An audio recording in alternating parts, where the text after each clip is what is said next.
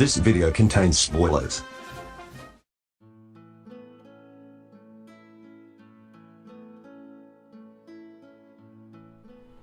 Hello there. It has been a while. Xenoblade Definitive Edition is out and I hope you've all been enjoying it as much as I have. Today, I'm going to share my ideas on the possible DLC that Xenoblade could get. Xenoblade 2 got a shit ton of DLC. It was great and it was full of fan service. Will Xenoblade 1 get DLC? We don't know. Nevertheless, I think it's fun to think about.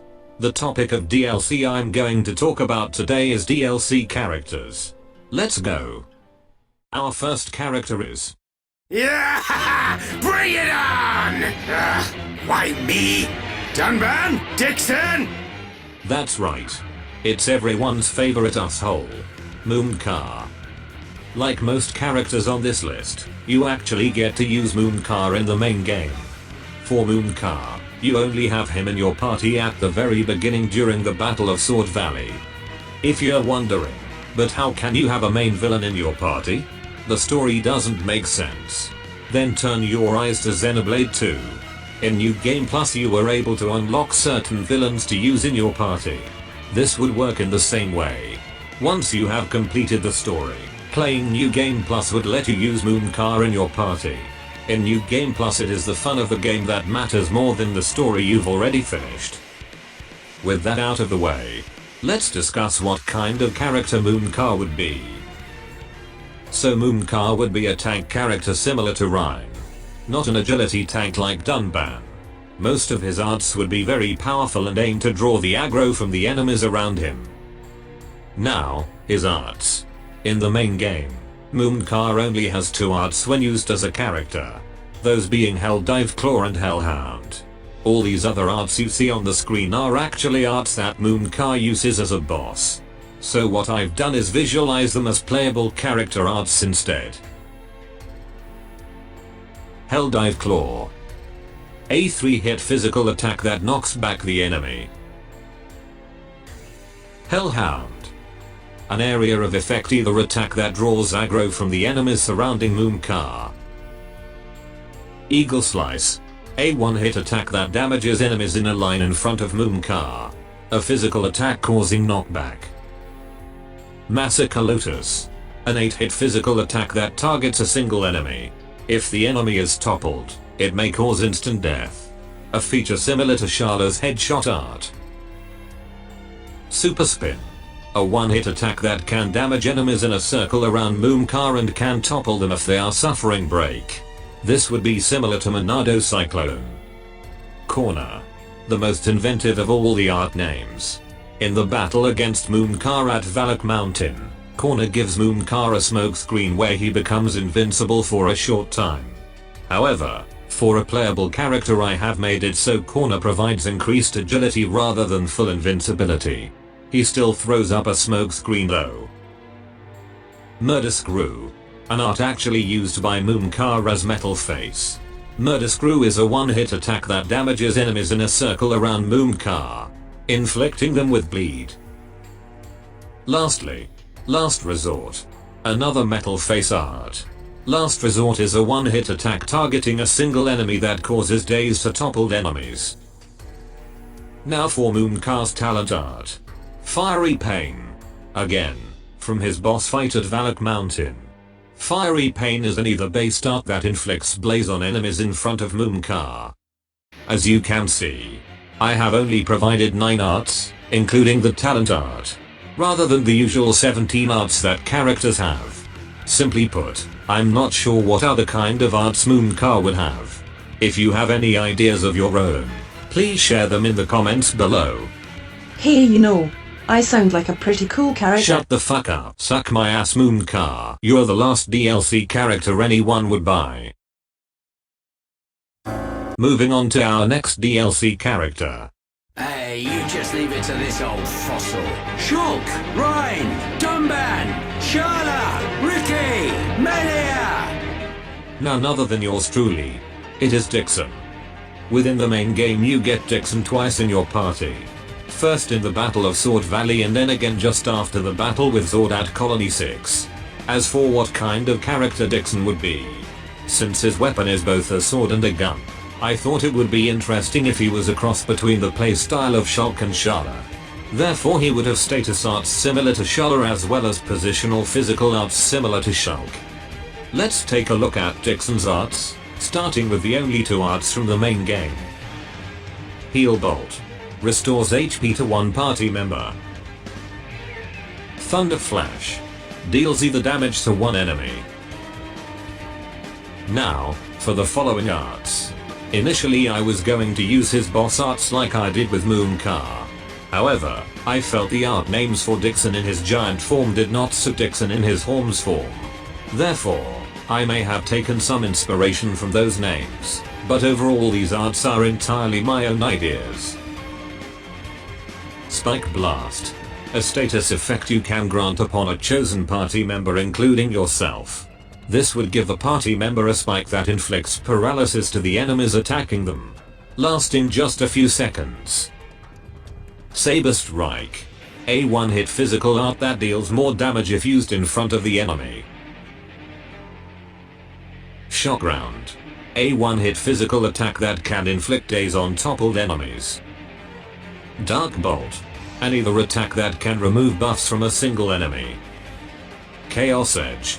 A one-hit attack that if used from the side may deal greater damage and inflict a strength down debuff. Turn Strike. Another one-hit attack that can be slow on startup but inflicts break. As you can see, Chaos Edge is very similar to the arts of Shulk. And in fact Turn Strike is one of Shulk's arts. I thought that since Shulk learned most of what he knows about weapons and perhaps fighting from Dickson, then perhaps they would have similar arts. So in terms of the story, it would be Shulk's arts that are similar to Dickson's, and not the other way round.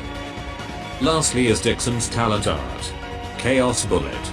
This one-hit attack would deal a great amount of damage as well as inflicting pierce for a certain amount of time. This would allow the party to truly deal a significant amount of damage. Again, only 9 arts. If you have any other ideas of your own for Dickson as a playable character, feel free to share them. So you're basically half of Shala without the cooldown mechanic. Way to make her even more useless. Shut up you Rhine clone. Now, time for the next character. Can you guess who it is?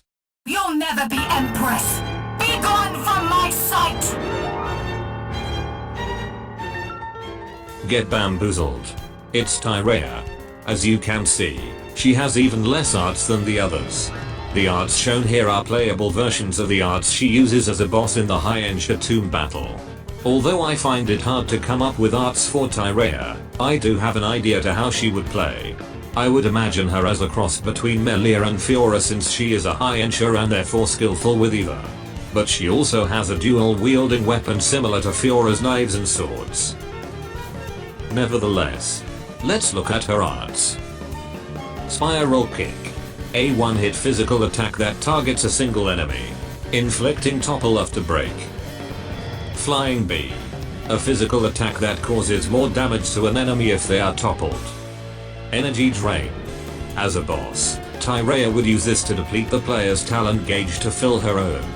However, since we now are playing as Tyrea, depleting an enemy's invisible talent gauge seems redundant. Therefore I have tweaked this art. Energy Drain will fill your own talent gauge while temporarily preventing the enemy from using a talent art. Reparation. A status art that increases strength and either power of the next attack. Telepathic Command. An aura that increases physical defense for a certain amount of time.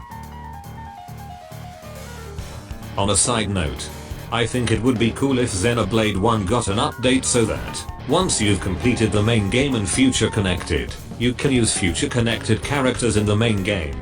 And main game characters in Future Connected.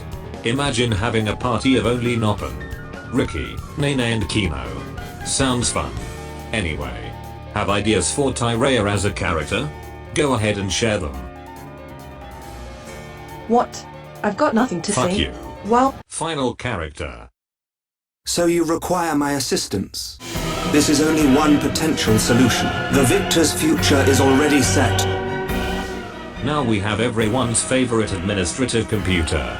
It's Alvis. where the last few characters have been combinations of 2 characters from the base game. To show off the power of Alvis, I thought he could have different aspects from all 7 characters.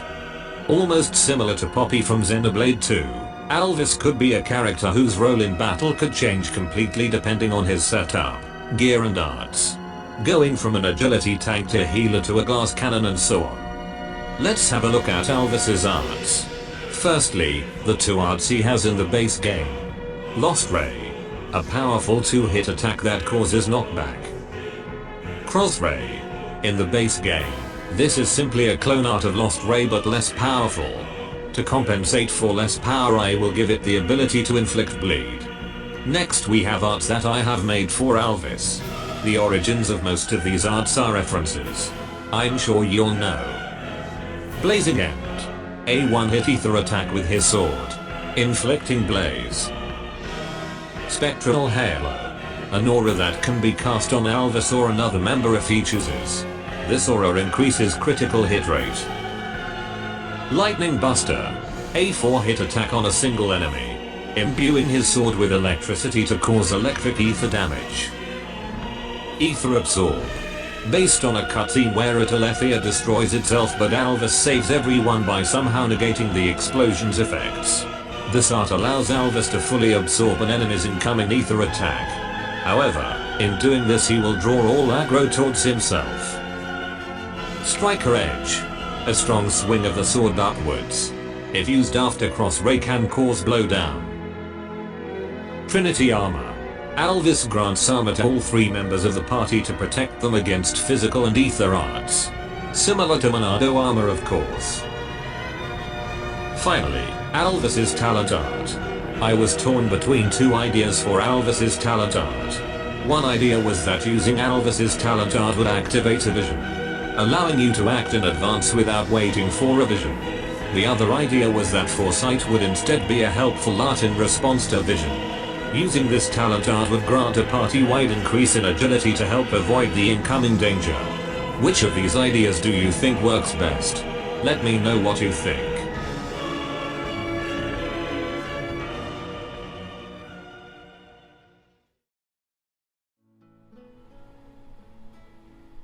Anyway, those are some ideas I had for potential DLC characters that could be added to Xenoblade Definitive Edition. Who do you think could be added? And what else would you like to see added to the game? Let me know in the comments. Anyway, thanks for watching.